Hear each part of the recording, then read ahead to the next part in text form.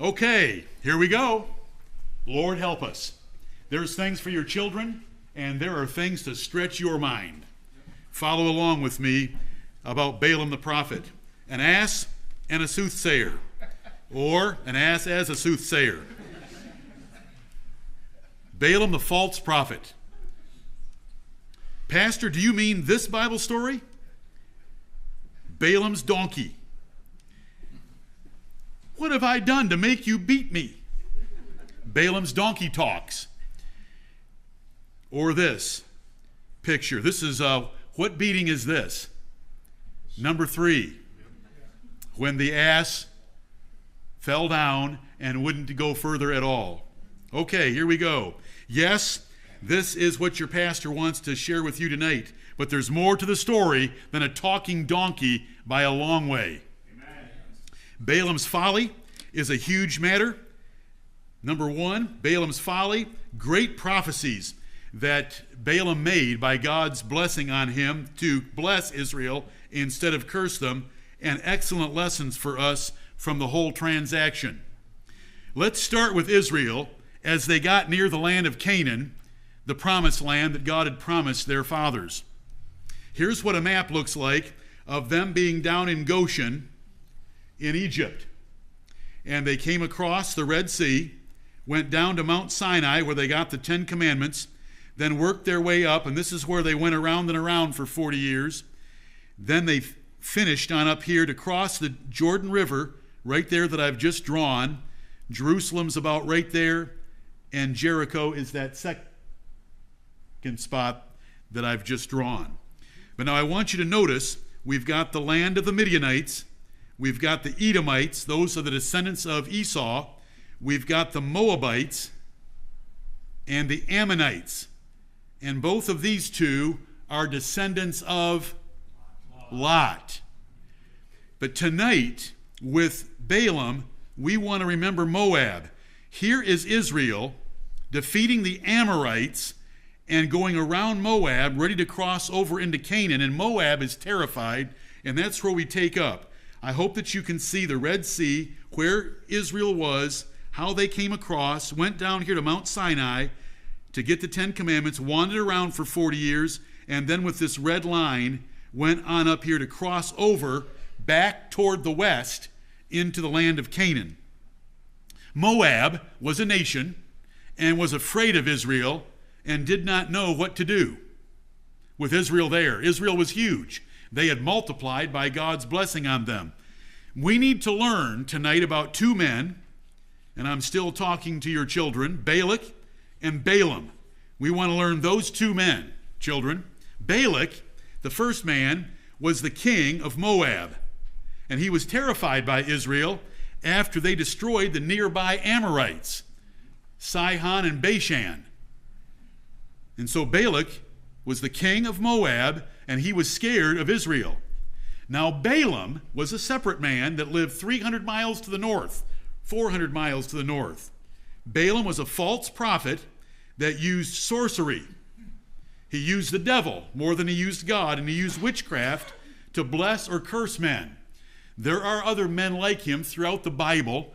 Simon the sorcerer is one in Acts chapter 8 in the city of Samaria that the Samaritans called the great power of God because they misunderstood the supernatural, thinking that anything supernatural had to be divine when it's not. It can be the devil as well, like Pharaoh's magicians and others. Those are the 2 men we want to learn. Balak, now Balak was the king of Moab. He offered to honor and pay Balaam to come and use his sorcery and witchcraft to curse Israel. Balak is thinking, I can't beat them in a battle. The Amorites just lost, and the Amorites had just beaten us. I'm in trouble from a military standpoint, but if I can get Balaam to come 400 miles, that's how great the reputation of Balaam was as bewitching or cursing opponents or enemies. So Balak wanted to pay Balaam to come and curse Israel. This is an idea of what it would have looked like. The king is in the background because he's the one paying, and there's Balaam who's going to stand on a high mountain overlooking the Israelite camp. Can you see the tabernacle down here in the corner? and then all their tents. Balak the king is right here. Balak the king, he would take Balaam up on a mountain, and this is what he had in his mind that he wanted to do, offer a sacrifice and have Balaam curse Israel. Balaam, I want you all to know this, Balaam is found in 8 books of your Bible. That surprise you? The main record is 3 chapters long in Numbers, chapters 22 through 24. Baal Peor, which we're going to get to, which is Baal worship with sex. Baal Peor, we're going to get to that later, is in at least another 3 books. So Balaam or Baal Peor is in 11 books of the Bible. This is a main event in the history of Israel, which was the Old Testament church. And we want to derive comfort from it by the fact that even if it's a king, even if it's authority of a civil sort at a high level, even with diabolical efforts with devilish men, big deal. God's in charge. Amen. 3 words we want to learn about Balaam. Children, divination. These first few letters are from the word divine, which means God. Divination is trying to foretell the future by use of sorcery or witchcraft so that a person gives the impression that they have God revealing the future. But it's not God. Or it can be God, or it can be the devil. And it's called divination, where a person looks like they're God, but they're not. And they're not necessarily getting it with God's approval. They're accessing the devil himself for information. Enchantments is a similar word. Enchantments is the use of sorcery or magic to bewitch or curse someone or to give special powers to someone. It's called enchantments in the Bible. Now, in this verse right here, Numbers 22, God describes Balaam as receiving gifts of divination. This passage says that he got gifts of enchantments. And here's a third word used to describe Balaam. He's a soothsayer. A soothsayer is a person that tries to predict or foretell the future. Another Bible word is prognosticator. And this is found in Joshua, which is another one of the books that tell us about Balaam. So those are 3 words we want to learn. The Bible clearly condemns all 3 words as sins, because we do not try to tell the future by the devil or by sorcery or by witchcraft. The only future that we need to worry about is the future told us in the Bible. The rest we can trust the Lord with, and we can trust the Lord with that as well. The little damsel in Acts chapter 16 that the Apostle Paul threw the devils out of was a soothsayer. And she got her masters much gain by her soothsaying. Did God talk to this false prophet? Only when he wanted to use Balaam for his own glory. Right. Then he talked to him. He sure did. Like when God used Satan to test Job. God uses the devil. God uses the devil's devils. Like when God used Caiaphas to honor Jesus. Caiaphas was the man responsible for crucifying Jesus Christ, yet God gave him a prophecy in John chapter 11 that we looked at not too many weeks ago. Other such persons in the Bible are Pharaoh's magicians, Simon the sorcerer that I've mentioned, the damsel at Philippi, and so forth. Balaam obeyed God at first, then compromised. Balak, the king of Moab, sent messengers to Balaam, offering him money to curse Israel. Balaam went to the Lord and said, "Should I go?" And the Lord said, "No." And Balaam returned the answer to Balak's messengers, "No, I will not go." So Balak sent more messengers. And when Balak asked him again, Balaam listened, because Balaam really wanted to go, because Balaam loved money. Right. And we're going to learn that about him. So when Balak asked the second time, while Balaam gave some lip service to the Lord, he went anyway. Balaam loved money and wanted to go to earn the payday. God let him go, but showed his anger at Balaam with an angel in the way, which we're about to learn about. This is a verse from the New Testament that I want to share with you at this point for us to know the character of Balaam. Speaking of false teachers, which these false teachers have forsaken the right way and are gone astray, following the way of Balaam, the son of Bosor, who loved the wages of unrighteousness. We're told here that Balaam was greedy of the wages. He wanted a payday for doing what God said he shouldn't do. Now, this is Balaam's transportation. That is an ass. That is a donkey. An ass is a donkey. A donkey is an ass. We're not going to get into mules or hinnies. That's just taking it farther than we need to tonight. These are asses. They're fuzzy horses. Whatever description you want for them. Okay, ass equals donkey. Now here is Balaam on his ass, and his ass doesn't want to go forward one more inch. So the ass has fallen down underneath Balaam. Here's another picture of the ass talking to Balaam. Balaam rode his ass to curse Israel. Balak has sent messengers 400 miles to get Balaam to come and curse Israel from a mountain of Moab. So the ass saw God's angel standing in the way. They're on their way back from the home country of Balaam, which is where Bethuel and Laban lived, called Syria.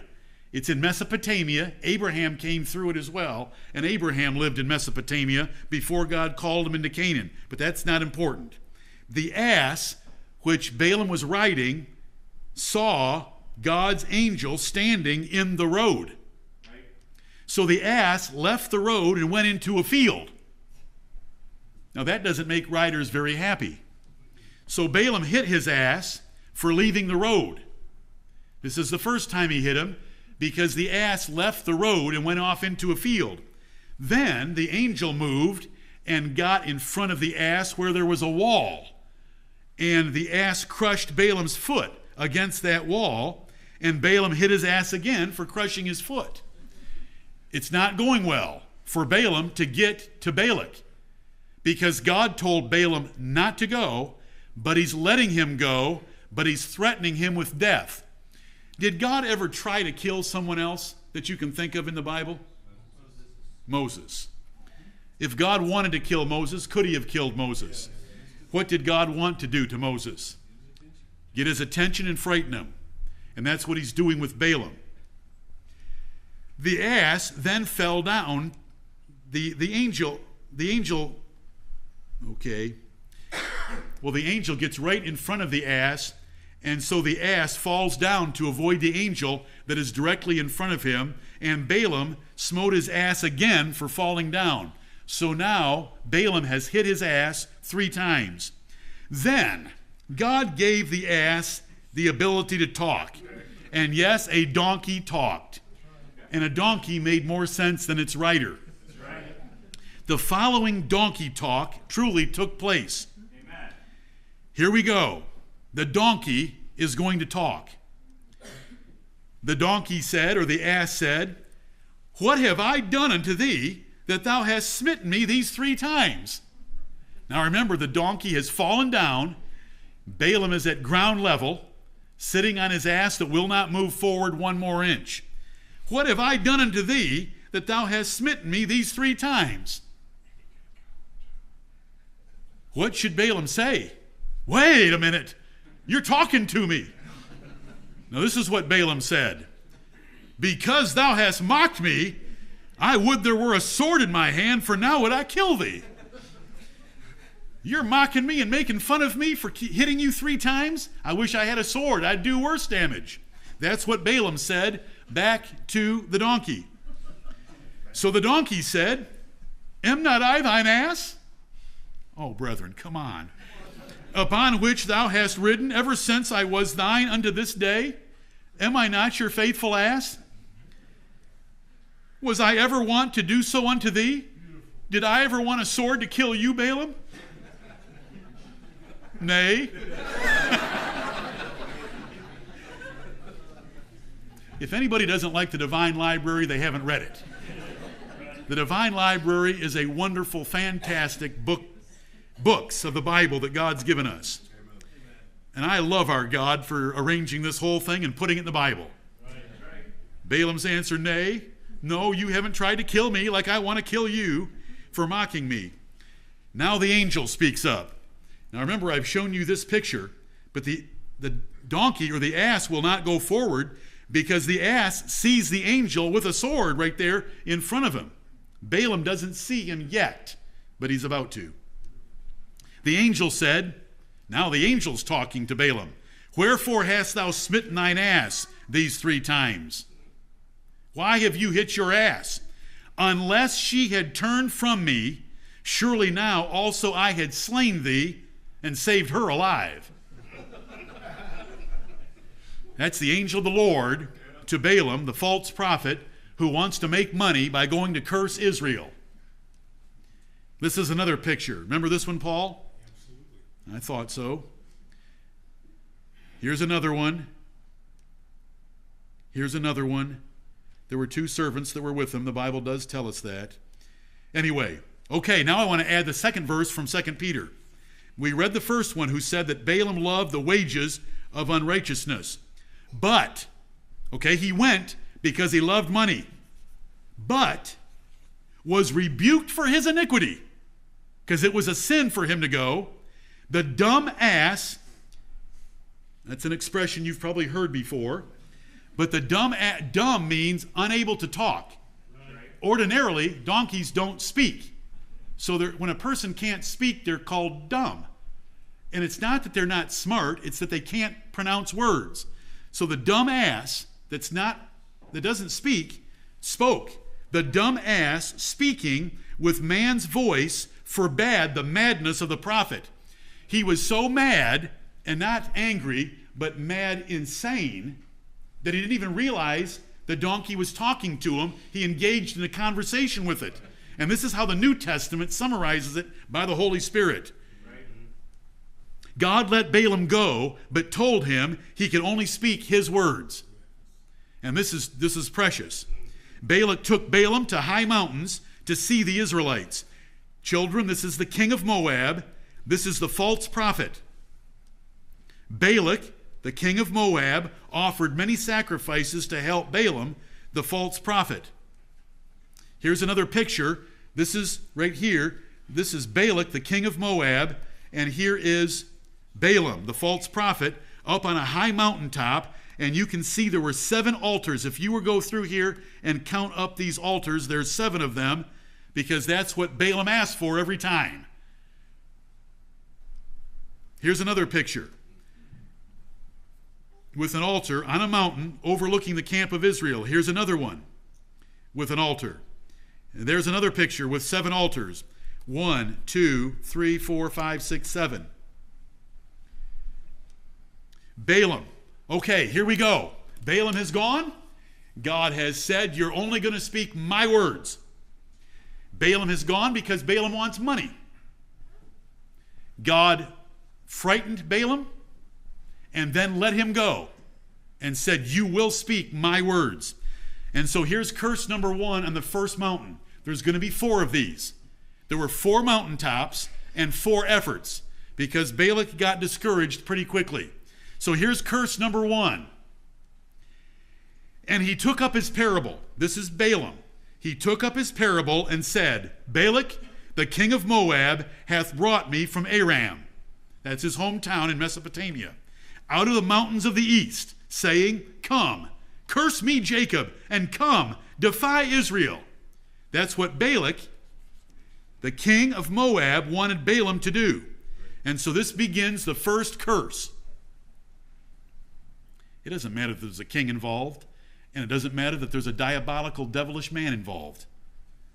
God's in charge, and we trust him in our nation and any nation.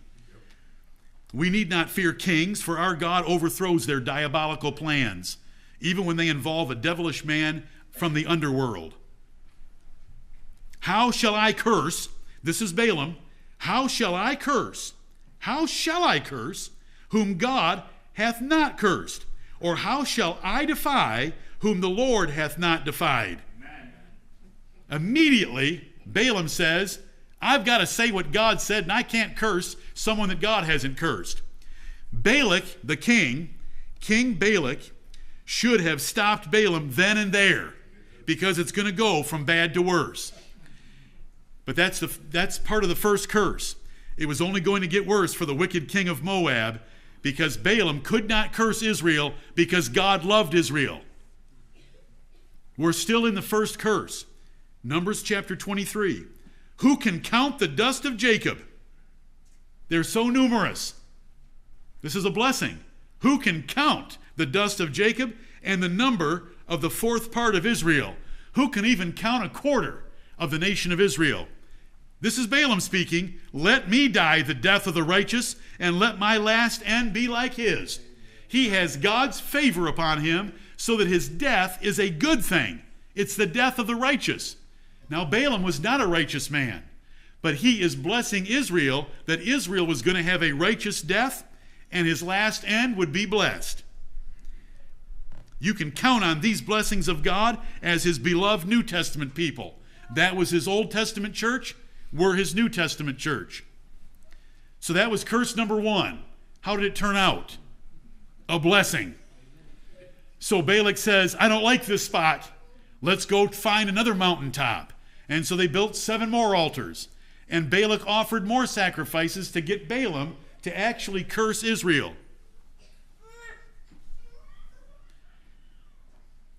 Behold, this is curse number 2. Behold, I have received commandment to bless, and he hath blessed. I cannot reverse it. Amen. This is Balaam talking. I've received commandment from God to bless Israel. God's blessed Israel, and I can't reverse it. He hath not beheld iniquity in Jacob, neither hath he seen perverseness in Israel. The Lord is his God is with him, and the shout of a king is among them. There's royalty hidden in that nation. Remember, they didn't have a king for another several hundred years. Remember? But Balaam already sees a king. You can imagine who that king might be. David, the son of David, the Lord Jesus Christ. But notice, he hath not beheld iniquity in Jacob. Did God know that Israel had sin in it? He's going to judge them before I get through these slides. But not in comparison to Moab. Not in comparison to Moab. They were his righteous people, and he loved them. And he overlooked their sins as many times as he could, but he didn't overlook the sins of Moab. Consider how God viewed Israel and us in his great mercy toward us. This is part of the curse number 2. God brought them out of Egypt, Balak. What do you think about that? Egypt was a far greater nation than Moab was. He, that is Israel, hath, as it were, the strength of an unicorn. Think about a white rhino, up to 10,000 pounds. God brought them out of Egypt. He can certainly handle you, Moab. Egypt was far greater than Moab, but God saved Israel anyway from Moab and from Egypt. Egypt was far greater, and God saved Israel from Egypt. Continuing on in Numbers 23 with curse number 2. Behold, the people, that is Israel, the people shall rise up as a great lion. Not a little lion, not a young lion, not a weak lion, but a great lion. And lift up himself as a young lion, great lion, young lion. He shall not lie down until he eat of the prey and drink the blood of the slain. There's the nations of Canaan, and there's Moab. Right. This is Balaam prophesying of Israel destroying the nations that didn't like Israel, including Moab. Balaam's curse number 3 of Israel. I'm skipping some of the verses. The prophecies are wonderful. Numbers 24 now. Curse 3. How goodly are thy tents, O Jacob, and thy tabernacles, O Israel. What a beautiful nation. What a prosperous nation. What an amiable place. What a place of blessing from God. Amen. God brought him forth out of Egypt. There it is mentioned again, because God delivering Israel, the slaves of Egypt, from Egypt and overthrowing the nation and the nation's armies was a huge event. God brought him forth out of Egypt. He hath, as it were, the strength of an unicorn. Repetition. He shall eat up the nations, his enemies, including Moab. There's Balak having to listen to this. And shall break their bones and pierce them through with his arrows. That's what God is going to do through Israel against their enemies. He couched, speaking of Israel, he couched. He lay down as a lion and as a great lion. Who shall stir him up? Who wants to arouse the fury of Israel? Blessed is he that blesseth thee, and cursed is he that curseth thee. What's Balak trying to do? Curse Israel. What's God doing to Balak? Cursing him. Right. I told you he should have stopped early instead of continuing. Not only was Israel now blessed instead of cursed, but Moab was cursed instead. Balaam's curse number 4. Now, the prophecies get better, deeper, and more extended into history. I shall see him, but not now. I shall behold him, but not nigh. It's in the distant future.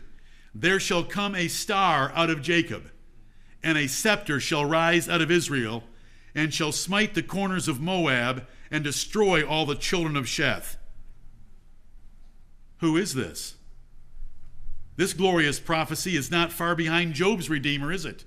I know that my Redeemer liveth, and in the latter day shall stand on the earth, and I shall see him with my own eyes. I shall see him, but not now. I shall behold him. The star of Jacob and the scepter of Israel. The glorious prophecy is not far. Job's is so similar to it. Still in Numbers 24, curse number 4, continuing. Out of Jacob shall come he that shall have dominion, and shall destroy him that remaineth of the city. Total victory of his enemies. And he took up his parable and said, Alas, who shall live when God doeth this? And this is history. This is a statement about human history. Alas, who shall live when God doeth this? When God is with a nation, who shall live on the other side when God is with a nation? God was with his people Israel, and God destroyed their enemies and stretched the kingdom of David and Solomon to great lengths. But this is a parable from Balaam about Israel's prosperity militarily. Who shall live when God doeth this? This powerful warning applies to prophecies of world history. Because look what follows it. And this should stretch the minds of men who want to be tickled with deep things in God's word. Ships shall come from the coast of Chittim, and shall afflict Asher, and shall afflict Eber, and he also shall perish forever. Eber are the Hebrews or the Israelites. Asher are the kingdoms of the east, the Persians and the Babylonians. They were defeated by the Greeks in ships from the west, and they in turn were defeated by ships from Rome, from the west, from Chittim, and he also shall perish forever, because the Roman Empire was overthrown as well after the Roman Empire afflicted Asher and the Jews in 70 AD. This prophecy extends to the destruction of Jerusalem in 70 AD by ships from the west. How did the legions get to Palestine? They were shipped there. This prophecy extends to the destruction of Jerusalem in 70 AD, and then beyond 70 AD to the destruction of Rome in 476 AD. To fulfill the Star of Jacob and scepter of Israel overthrew all these nations for his kingdom. Amen. Daniel 2:44, in the days of these kings shall the God of heaven set up a kingdom. Amen. and his kingdom shall destroy all those other kingdoms. And so Balaam had a sight of that way back there in 1500 BC. Glory to God. Amen. To use a diabolical, devilish man, greedy of filthy lucre, at the hire of a king that was against Israel, and he said wonderful things like that. Balaam could not curse Israel, though Balak had hired him to do so. What could he do to have a payday? Most Christians don't know this about Balaam, and I hope that most of our church does. What could Balaam now do to get paid by Balak? Do you know what? I like the lights off, folks. Do you know why? Pardon me? Can't see the cloth. Thank you, Jerry.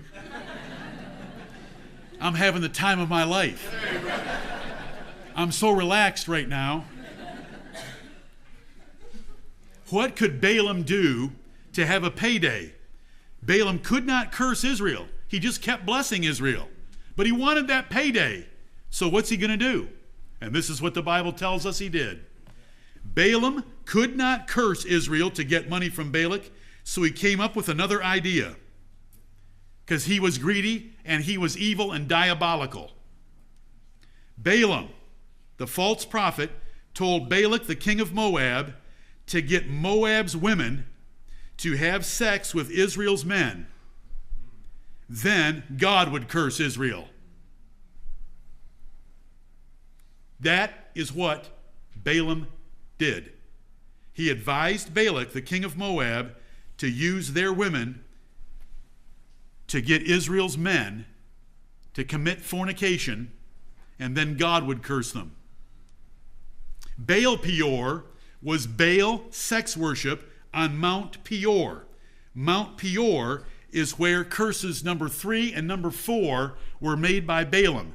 And that is where Balaam told Balak, get your women up here, get an altar to Baal, and let's get Baal Peor going. Baal sex worship. And God will take care of the rest. There should be no question about the character of Balaam. Don't let anyone tell you about an unconverted elect. This was heinous advice from Balaam. Balaam's history is in Numbers chapters 22 through 24. Okay? You're with me in the book of Numbers right now. And we have just gone through those 3 chapters. We learned about the talking donkey. We learned about God threatening Balaam. We learned about Balaam's 4 curses and the parables and the prophecies he came up with. And none of it would work. So the payday wasn't there for Balaam. Whose history is in Numbers 25? My brother Stephen, this is a chapter of Phinehas. Numbers 25, the next chapter, because look at the first verse of Numbers 25. And Israel abode in Shittim, that was the area where they were, and the people began to commit whoredom with the daughters of Moab. The next verse in the Bible history of Israel on their way to Canaan. And Israel joined himself unto Baal Peor, that is on Mount Peor, worshiping Baal with sex worship. And the anger of the Lord was kindled against Israel. Balaam was right. Balaam knew that if I can get them, does the devil know this about us? If he can get us involved in sex sins, then he can destroy us. Even when witchcraft wouldn't work.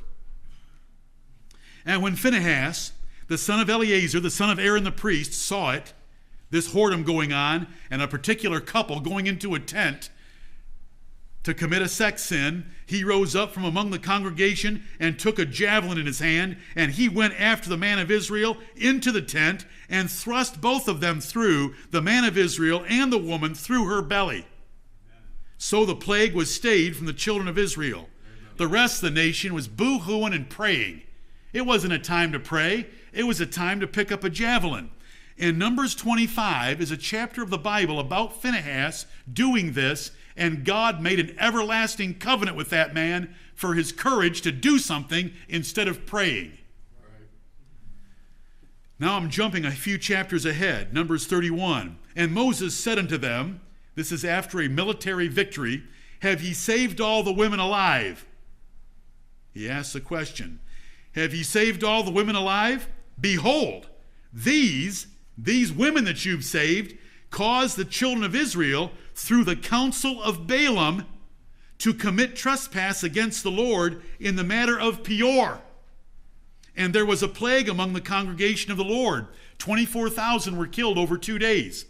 Notice here it tells us that it was Balaam's counsel that caused Balak to bring his women to kill 24,000 Israelite men. There was a plague. Now therefore kill every male among the little ones, infants, children. Kill every male, and kill every woman that hath known man by lying with him. Check if she's a virgin or not, and if she's not, kill her. The only ones that we will let survive are females that are virgins. And this is Moses' anger against Israel. Behold, these caused the children of Israel through Balaam's counsel to sin. Jumping over to the book of Deuteronomy. Your eyes have seen what the Lord did because of Baal Peor. A plague burst in on Israel, and 24,000 were killed. For all the men that followed Baal Peor, the Lord thy God hath destroyed them from among you. Over in the book of Hosea. I found Israel like grapes in the wilderness. I saw your fathers as the first ripe in the fig tree at her first time. But though I was blessing them, they went to Baal Peor and separated themselves unto that shame, sex sins, and their abominations were according as they loved. Their sex abominations were according as they loved. The Bible refers to this event repeatedly. 1 Corinthians 10:8, neither let us commit fornication. This is Baal Peor.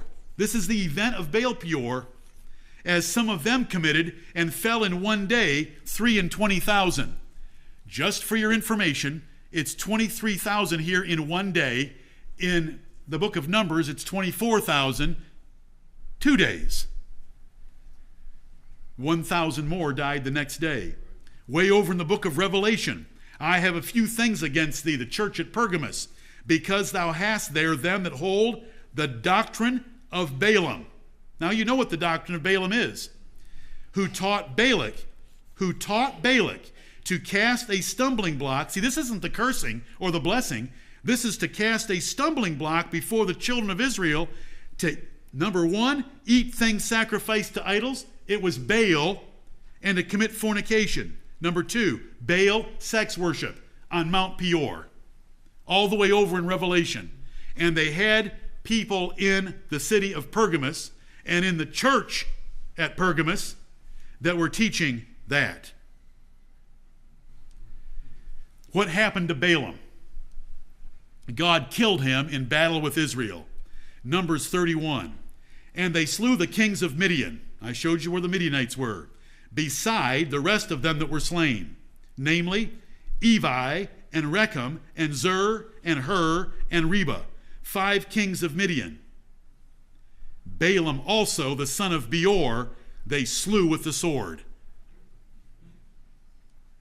Excellent lessons from the history of Balaam. Hold on for a few more minutes. Lesson number 1, confederacy or conspiracy cannot work against God. I have tried to save you people from conspiratorial thinking because it doesn't make a hill of beans worth of difference. The Lord loves a conspiracy. Watch this text. Associate yourselves. That's a verb. O ye people, and ye shall be broken in pieces. Give ear, all ye of far countries. I don't care if it's Russia, China, or anywhere.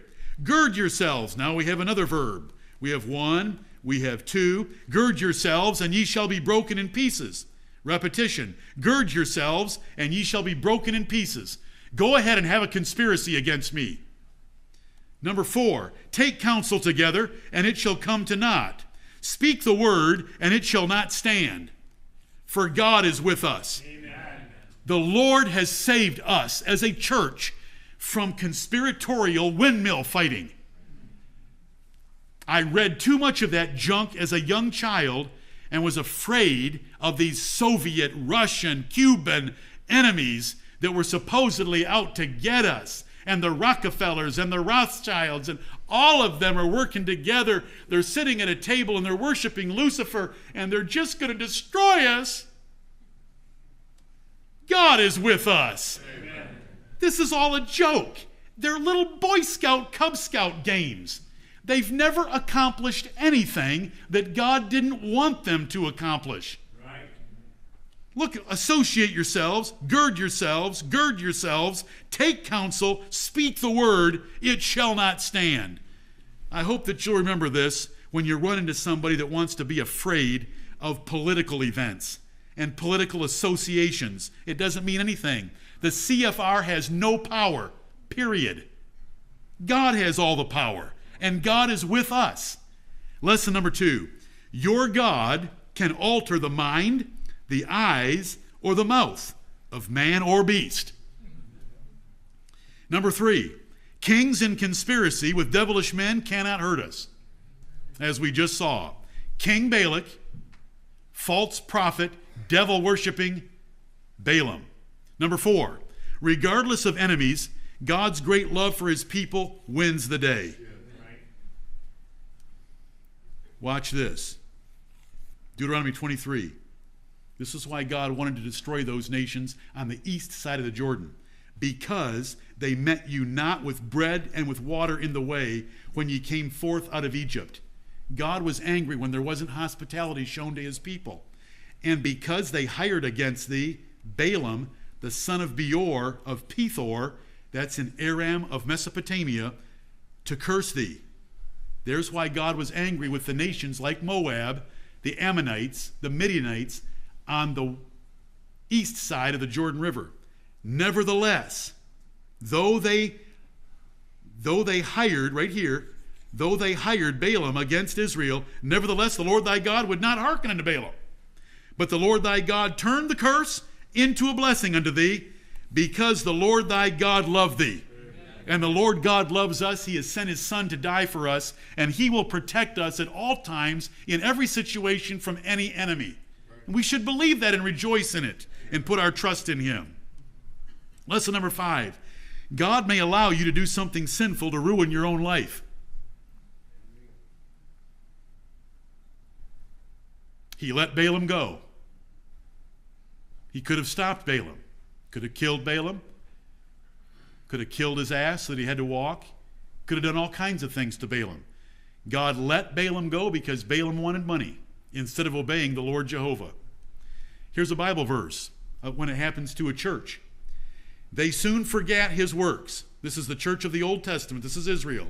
They waited not for his counsel. They didn't care what God thought. They lusted exceedingly in the wilderness and tempted God in the desert.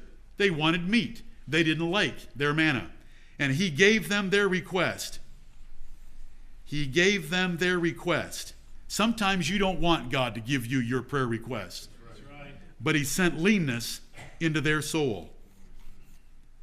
He gave them their request, but sent leanness into their soul. Sometimes we don't want God to give us what we want. Lesson number 6. When you know a thing is right, follow it now. Balaam knew what he should do, but he didn't do it, and it got him in trouble. He played games with the second batch of messengers from Balak. He played games with God, and he went. And the anger of the Lord was kindled against him. But when we know something is right, let's do it. Let's do it right now. Lesson number 7, the love of money is the root of all evil, as Balaam proved. The love of money is the root of all evil. Lesson number 8, ministers need to be found and ordained that are not greedy of filthy lucre. Because look at how much compromise there was in Balaam. 1 Timothy chapter 3, first of all, about bishops right here, and then about deacons right here. They are not greedy of filthy lucre. Not greedy of filthy lucre. If they care about money, they're going to get in trouble because they will compromise doctrine. They will compromise obeying God for money. Lesson number 9. World history is, alas, who shall live when God doeth this? I love that statement. Alas, who shall live when God doeth this? When God made Israel like a great lion that was going to eat all of the bones of the nations against it, there was no one going to resist it. And the Lord has blessed our nation. And we know the Lord has blessed our nation. There are miraculous events in the history of our nation that we thank God for. Alas, who shall live when God doeth this? Number 10, when you obey God, mark your calendar. Because there's going to be blessings coming. Lesson number 11, God can protect you from enemies beyond your power to resist.